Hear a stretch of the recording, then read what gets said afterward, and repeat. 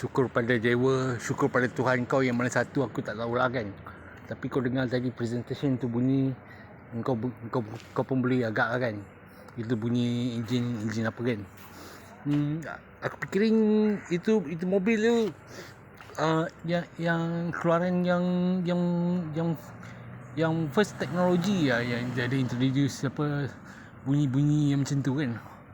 Aku fikir sendiri lah kan, mana ada kereta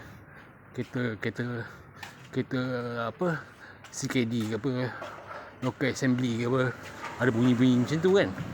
Saja je aku pusing-pusing kat lain kan. Kalau kau nak tengok sendiri kereta apa, kau datang kat race sini kan. Kita orang pun nak tengok kau berjalan-jalan kat race sini kan. Saja dengar bunyi-bunyi kat sini kan, bunyi-bunyi workshop kat sini kan. Kau ingat ni software TikTok ke? Software daripada China ke? Ini betul-betul record tau.